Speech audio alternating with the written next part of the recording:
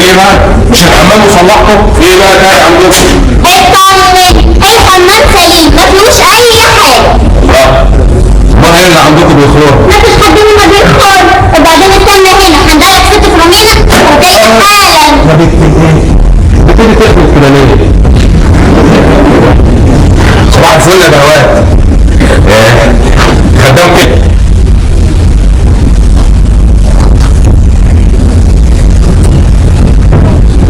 وصار المحل فاضي لوحده والله.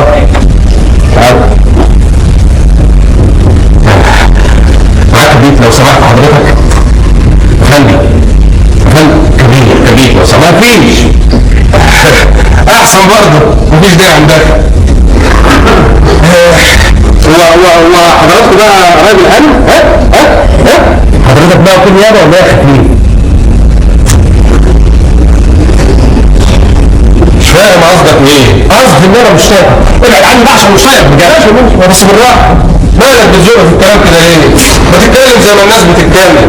فاكر نفسك مين يعني؟ وزير؟ ده مش وزير، ده قليل الادب. بتقول يابا؟ ايوه قليل الادب، لانك ما بتحترمش البيوت اللي بتدخلها. ومن شويه عمال تحلق على الأنثى ولا الموزه اللي بتدخلها. وعايز تبص وقدامي. طب احترم وجودي على الاقل. دلوقتي عايز تهزر الراجل الغلبان ده يعني اهدى شويه. هزع مين؟ يعني انا مهزق؟ ده انا هو ولا 10 زيت. يا سبحان الله. واحد يخرج من بيته في امان الله لا بيه ولا عليه عشان يروح يشوف شغل اكل عيش يقوم يطلع لنا الافندي ده. بس هقول لك ليه؟ انا مش هقدر اتخانق معاك واحنا في بيت مزبور. بقول لك ايه بتاعتك؟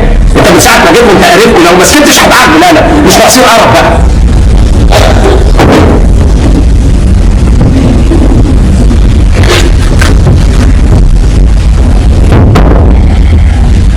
وريني بقى هتضربني ازاي يا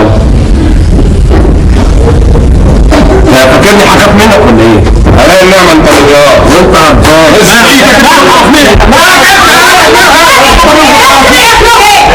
فاكرين نفسكم فين هنا في الشارع ولا ايه؟ اقسم لك انا كنت بحوش. وانا كمان. وانا برضه. يا سلام، امال مين اللي كان بيتخانق؟ مش انا. يعني كدابين وكمان بتحين واقفين لبعض كده زي الديوك. المهم ازاي حالك يا ولاد؟ نحمده ونشكر فضله. وانت ولادك عاملين ايه؟ بخير كويسين. الواد التاني سخن الاسبوع اللي فات بس الحمد لله خف وبقى كويس. تخيلي اهي كان 2 كيلو عنب لوحده من ورا امه لحد ما بطنه بقى ليلته بقت عامله زي الطبله تخبطي عليها ترين. حضرتك عارفه ان هم 4 عيال صغيرين بس شويه قوي. زي ما كانش ده يتشاء يبقى التاني، ما كانش التاني يبقى التالت وهكذا ما بخلصش منه. بس الحمد لله بحسن الحظ ان كلهم بيحبوا الشرب وخصوصا شرب زيت الخروه. مش هتصدقني لما ابني واحد فيهم شربه الثلاثه الباقيين يعيطوا عشان ياكلوا زيه وفي الاخر ال4 يقعدوا على الاسرار صف واحد. الله يعزيز وعز. ربنا يخليهم. يا مدام وصلتني رساله حضرتك وبصراحه انا ما كنتش اعرف اسم سعادتك لكن من حسن الحظ العنوان كان مكتوب على الظرف من بره وافتكرت على طول ان السيده فيلومينا كنت بقابلها كل يوم تقريبا وانا خارج من الجورنال ومره وصلتها لحد باب البيت اللي موجود في العنوان وبكده قدرت افهم ان انا جاي اقابل حضرتك. فعلا يوميها كانت رجلي تعبانه شويه. يا ترى ايه الموضوع بالظبط؟ ممكن تعرف بقى ولا ايه الحكايه؟ يا ترى انت المحل بتاعك شغال كويس؟ شغال. مش هتشتغل ليه يعني؟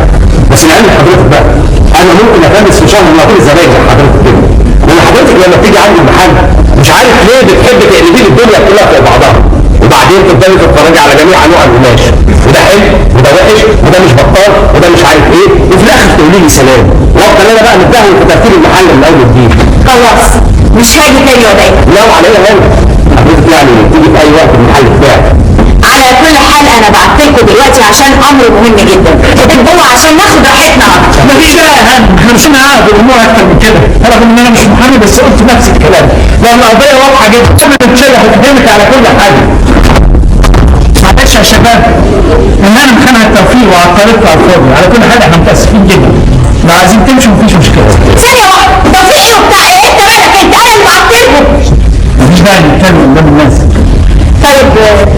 معلش يا ولاد استنوني جوه بس 10 دقايق في البلكونه. يا هلا انا متاخر. وبعدين معاك انت دايما تقابل كده. يلا خش معاهم جوه يلا. اعملوا لهم قهوه يا رجالين.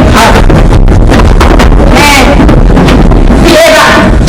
محمد قدامك اهو خلينا معاه بنفسك. ما انت عارف مفيش بيني وبين القانون عمار. وعلى كل ايه الحكايه؟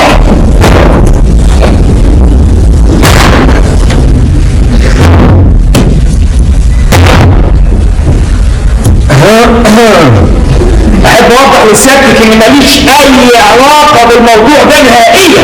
لا امال جاي هنا تعمل ايه؟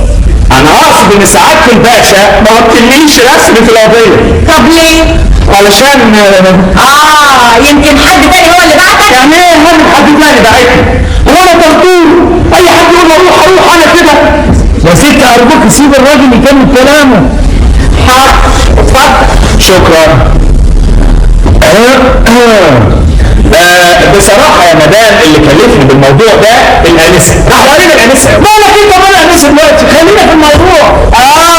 هي هنا تستجلب هوا ناحية هنا. أنا مش عارفة نسوان ايه الجمالة دي اللي ما بتعرفش تشلق ولا تربح. اتفضل. عايز تقول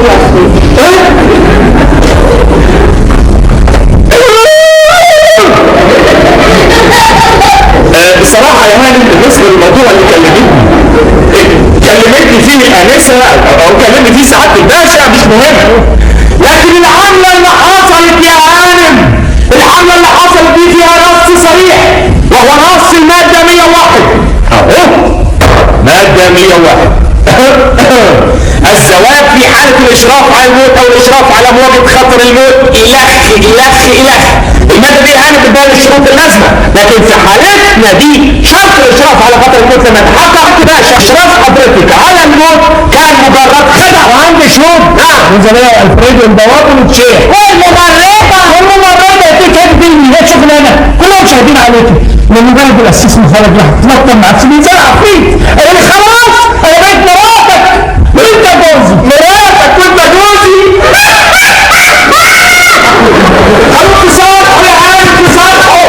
مادة 36 زنحة اهو زنحة القوة والفقر. يمكن ابطال الزواج من قبل الزوج المكروه على الموافقة بالقوة او يرجى نتيجة الخطأ. شرط الاتباع متوافر وبالتالي جوازك من سعادة الباشا باطل في باطل. على فكرة بقى انا مش فاهمة حاجة خالص. ولا يا ست الراجل عايز يقول لك ان انا اتجوزتك علشان كنت بتموتي في يا ست ما تفهمنيش غلط، لانه يمكن اخضاع الزواج بشروط. متى رقم مش مهم الرقم. ازاي مش مهم الرقم؟ مش مهم الرقم. اهو مادة 199 إذا أضاف أحد الطرفين حدا أو شرطا لا يمكن لموظف الشهر العقاري أو حتى للقسيس إجراء عقد القرار. بس أنت لسه قايل شرط الإشراف على الموت لم يتحقق. طيب حضرتك شفت بقى أنت نفسك ما أنتش فاهم حاجة. طب ما تسكت. أنا ما بقولش هو لسه قايل قدام الكلام ده. أنا لسه يا حضرة الأستاذ ممكن تتكلم معانا بطريقة نقدر إحنا نفهمها؟ يا مدام أنا عارف إن أنت مش هتفهميني، عشان كده كتبت كل القضية في الورقة دي تقدري حضرتك تقريها بنفسك. هيقول لي بقى ورقة وزيت ونيل. أيوة ما بعرفش أقرأ. ما بعرفش أقرأ يا نهار أسود. ما جابني يا سعادة الباشا. ما بعرفش أقرأ يا مدام ما كنتيش بتموتي يبقى جوازك لاغي وليس له أي قيمة. طب والقسيس راح أمك.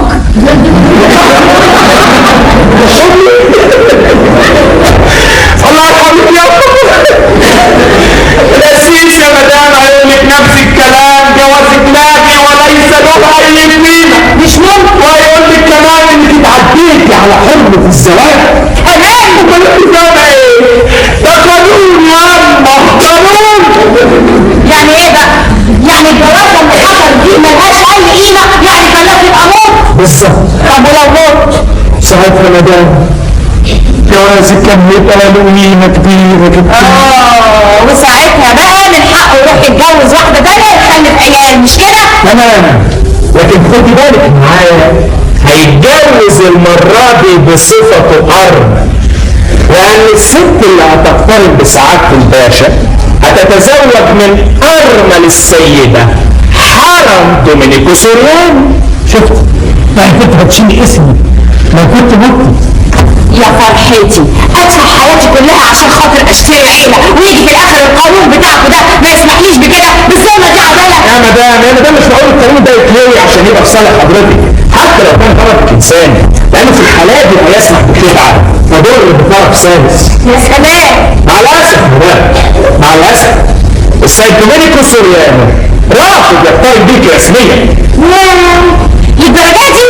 ارجوك تصدقني يا استاذ، لو مش مصدقاه شوف اي محامي تاني تثق فيه واسال.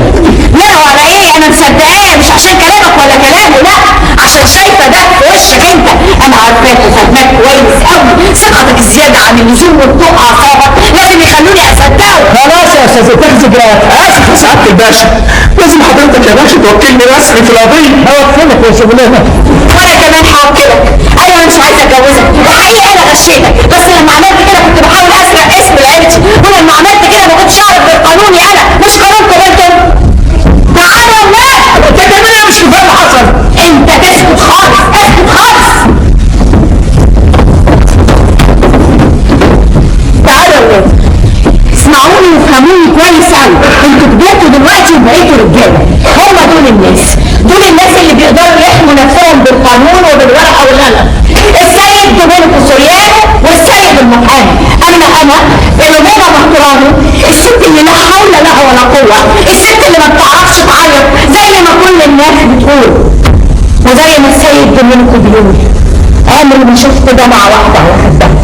انا فعلا عمري ما عيطت وما اعرفش قانون البكا، وعشان كده بقول لكم دلوقتي وعناية قدامكم اهو ما فيهاش اي دموع. انتم اولادي. فاهمانة؟ انت مين انت عشان تمنعني ان اقول لاولادي ان انا وبابا؟ بتقال ان ده حق من الدنيا حضرة المحامي، مش كده ولا ايه؟ ايوه انتم اولادي وانا فاهمينة محترمة.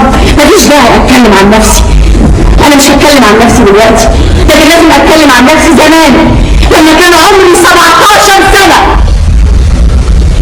اكيد يا حضرة المحامي سمعت عن البدرمات بالجنيه فرتشينو، البدرمات اللي اسودت حيطانها من كتر الهدايا والدخان، البدرمات اللي محدش بيقدر ياخد نفسه فيها من الحر في الصيف والسنة بترعش من البرد في الشتاء، البدرمات اللي ما بتفيهاش النور حتى في عز الظهر، البدرمات اللي الناس عايشة فيها على بعض زي علب السردين.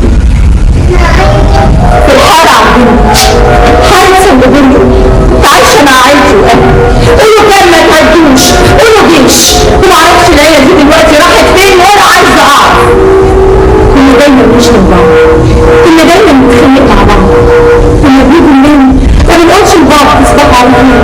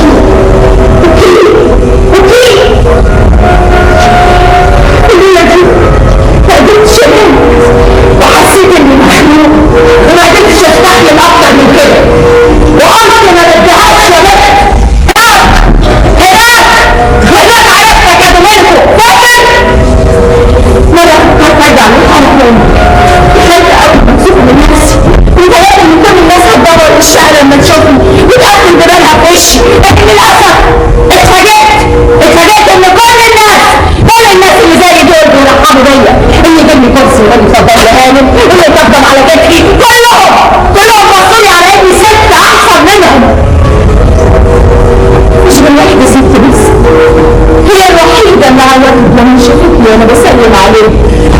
امي الوحيده اللي عرفت لما شافتني، عشان كده ما قدرتش ارجع للحاره تاني. ساعتها بس عرفت يعني ايه الواحده تبقى ام. عشان كده ما قدرتش اقتل ولادي. العيله بقالي 25 سنه بفكر ازاي اعمل عيله، لحد ما ربيتكم وكبرتكم وبقيتوا رجاله. كنت بسرق الفلوس من الراجل ده عشان اربيكم. ايوه سرقت فلوس السيد دومينيكو عشان اربيك انت وانت بفلوس الراجل ده انا ربيتكم.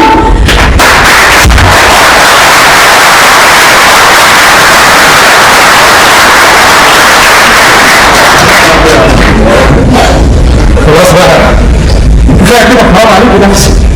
انت يعني كنت هتعملي ايه اللي عملتيه؟ انا عايز اقول لك كلام كتير قوي، بس مش قادر اقول.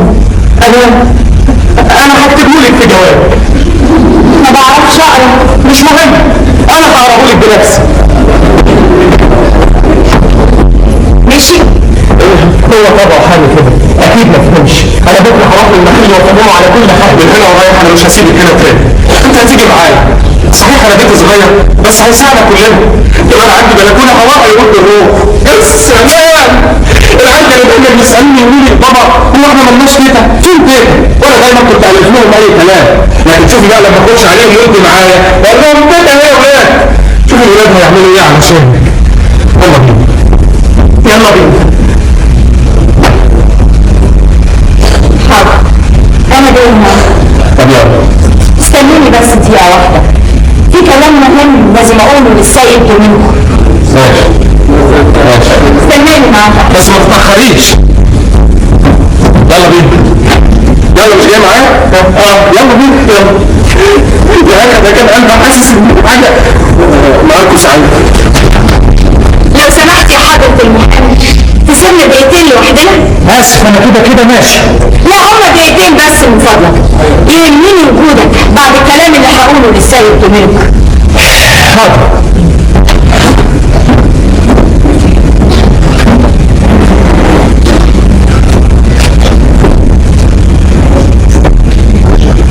حاضر. انا ماشي، هسيب لك البيت وامشي. قول للمحامي ياخد كل اجراءاته وانا هعترف ان غشيتك وخدعتك وما كنتش ضامنك ولا حاجه. انا هسامح تخديك قرشين بدل الفضاء بالبهدله دي. بكره هبعت حد من طرفي ياخد الحاجات اللي هي دي. انت مجنون 60 مليون زمان ايه تركبين ال 60 مليون؟ ليه تبقى انت ليه عملت كده؟ انا فاهم كده قدامك وعشان فيهم واحد ابنك.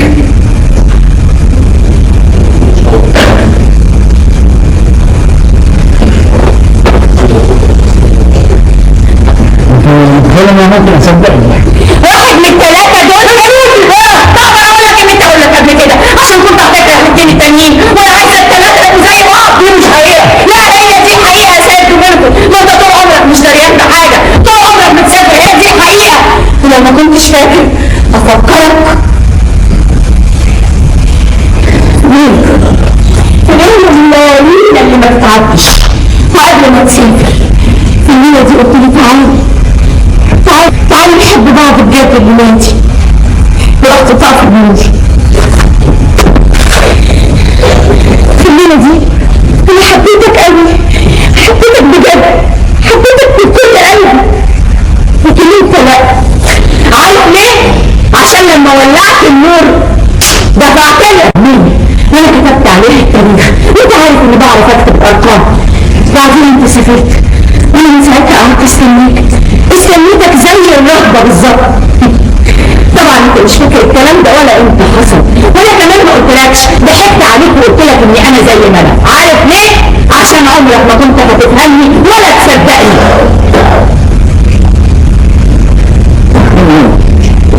مش هقولك، لازم الثلاثه يبقوا زي بعض.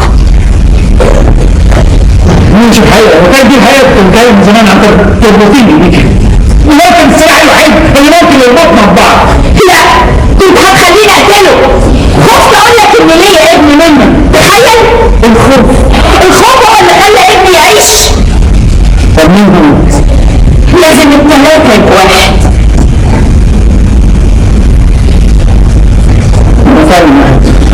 عشان دول ولادي. انا مش عايز اشوفهم ولا اعرفهم. ما تشوفوني من وشي.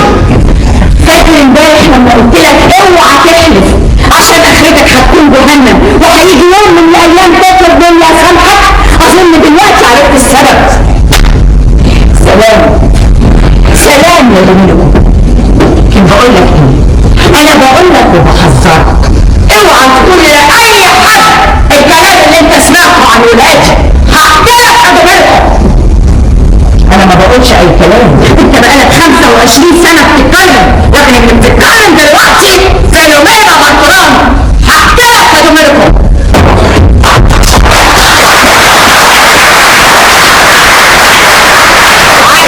تعالى حضرة المحامي، تعالي انت كمان يا اسمك ايه، ما تخافيش، اشبعي فيه. انا سايبالك البيت وماشيه.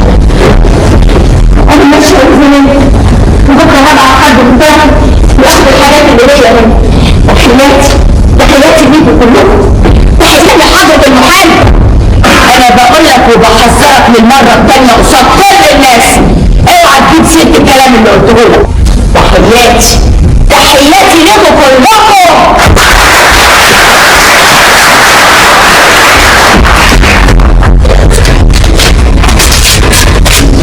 التاريخ ده يخصني انا دي انا بردها لك انت. الولاد ما بيدفعش فيهم فلوس. سلام.